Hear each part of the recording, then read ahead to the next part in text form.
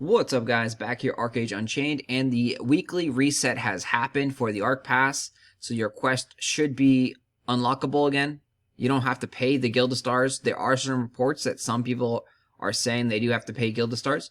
The only time you should ever have to pay Guild of Stars if you change your Archepass. So if you change it over, I'm currently on the Vocation Pass. If I change it over to the Equipment Pass, then I'll have to unlock the quest all over again and pay the Guild of Stars and the Hammer. If you change it back, same thing. You'll have to pay the Guild of Stars and the Hammer again. But normally, completing 12 of 12 should not make you unlock these. If you did have to pay Guild of Stars again, you're one of the unfortunate ones that had a bug that, affected you and you wasted Guild of Stars. Customer service won't help you on this, so don't bother. You got unlucky. You rolled bad. You lost Guild of Stars. You lost the Blue Salt Hammer. But now we know 100% fact that the reset is Sunday, 4 p.m. North America time, Pacific Standard.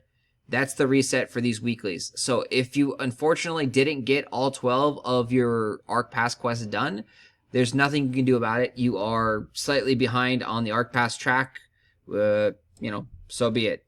Who cares? You missed out on a few rewards. Just start hammering out the quests again. You got a full week now to do all 12 of these quests. Should easily be able to do this. So I've been tinkering around with different methods on how to do the Archepass. The synthesis I feel is still the easiest, most simple. But I also feel that you can actually do the labor quest on an alt in a week. You can do all 12 labor quests in a week with an alt who's just spamming tax certs. That's my consensus so far. So if you're really just like pure alts, pure tax certs, just making those things, you should be able to get enough use labor quests to pound them out every single day, and then get approximately 2 a day done and get your 12 done for the week.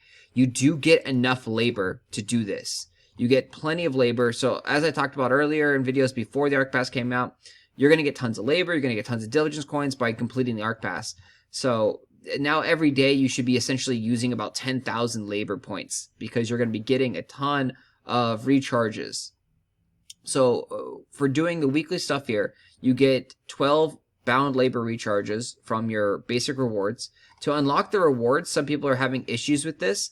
They're like, I'm on level 24, but I'm stuck at like 19 or whatever. Like I can't get my quest. It doesn't let me click on it. Well, you have to click on your old one. So if you're stuck at like 13 and 13 is highlighted, you have to click on 13 and then that will unlock 14. You click on 14, that will unlock 14. You click on 15, that will unlock 15, 16, etc. And so like you have to click each one of these rewards before you can move forward into the reward selection. You can't just skip ahead and be like, I want to take this one and I want to leave all these other ones behind. So you get a lot of labor. You can also get more labor by using the diligence coins. So my recommendation for using diligence coins for labor is use your labor recharges first, and then if you need more labor for that day, you should then spend diligence coins on labor recharges. You probably want to get it down to where you're having 500 labor recharge on your labor recharges. So see, on this account here, we currently have 26 labor recharges on us. So we're not going to spend diligence coins on the labor recharges because we don't need them. And like I said, so my recommendation is to use these labor recharges until you get down to plus 500 server labor. You also have to be careful that you don't go over the 3,000. You can only hold 3,000 on the server labor. And you see it goes down slowly but surely every time you use one of these labor rechargers. So that would be my recommendation for you, is to always use enough of these to get it down to 500. Making sure that you're actually utilizing this labor and not wasting it. Because now we have 2,926 labor. And we have to spend this labor before we even touch our base labor. So we need to spend 3,000 labor approximately before we can even touch this base labor. If we don't, our base labor will get to 5,000, it will start capping, and we'll start losing that natural regeneration that we have. So you're going to want to spend labor kind of like you're going to be spending labor like crazy. I highly recommend getting something that's kind of labor intense. So a lot of people like these baboa trees, and I personally I'm not a fan of them. They don't really give you much money, but it's quick, it's easy, it doesn't take any proficiency whatsoever. It doesn't take hardly any setup whatsoever. You just need land, and then you can go ahead and harvest these things. You can harvest them about every 14 or so hours, depending on where you plant them. They are an arid crop, so if you do need land and you're a new player that's like looking for land, trying to be competitive in the game, and you've joined late, there should be tons of land in the Windscour Savannah. So there should be tons of free land in this zone, because this is the ghetto. No one likes this zone.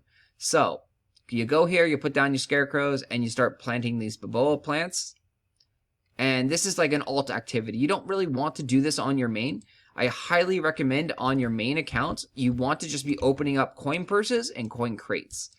Yes, the coin crates suck, but it's leveling up your larceny, and you would only open the coin crates up if you need to burn labor. If you don't need to burn labor, then don't open them up. Save the coin crates you get until you're like labor capped, and you've just got too much labor, and you're just like, okay, I need to burn labor. Because that's the only way that you get tempers right now. Tempers are incredibly important. You need to temper your weapon, and your weapon specifically up to about like 15 or so. And then I think it's at 15 you get the glowy effect on your weapon, which is cool. But after that point, it starts costing way too much to temper your weapon, and you get like no stats. You get very minimal stats for the price that you have to pay to temper the weapon. Then you also get armor tempers, which aren't as important, but you'll eventually be doing those, and then that will allow you to help get the quest that says use tempers. So it all kind of feeds into each other on your main account. Again, coin purses, coin crates, highly recommend that. And I also highly recommend farming in the ocean. So if you farm around the ocean on Aegis Isle, or any ocean territory. So Aegis Isle is generally filled with bots, macro users, etc. around here. So you can get a lot of free honor, but the reason they're there is because you can get the crafting material. It's like the brimstone rock to craft regrade scrolls. Oops, wrong one.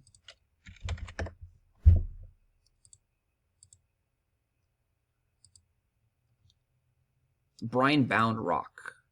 So you get these guys, and these guys, they cost no labor. It's just, you get this item. It's a free item that you get from the mob, and you can sell it for bare minimum of 20 silver. But on the auction house, you can see here, it's up to 90 silver. So, like, every kill you do, you could potentially get 50, 60, 70 silver for a kill. Those add up really, really quick. This is also a great way to actually do your kill monster quests. If the zone is highly contested in this area, which it probably will be, another great spot to farm ocean mobs is on the edge of Whalesond, right around here. So right here in the ocean, you should not get bothered by players here. No, like almost no one goes to this area. Hardly anybody ever goes to Whalesong unless it's in the war cycle for the event. You can also, if you're really, really, really scared of fighting other players and such, the edge of Golden Runes, there's some mobs here.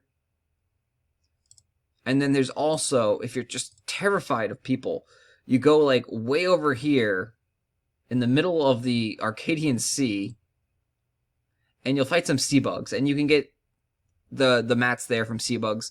You also will get the pouches that drop the designs for cannons and propellants and things like that, and those things are worth a lot of money. So those are my kind of farming recommendations.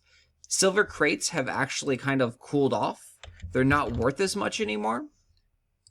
So on this server here, we're in Jurgend, it's about 6 gold for a silver crate, and that's cooling off. You see a lot of times it gets down to like 4 or 5 gold. And silver crates are also harder to farm. These ocean mobs are really, really simple and really, really easy to kill. And your pet can just essentially just kill them. Alright guys, that's the update here. I will talk to you guys later. Thanks for watching.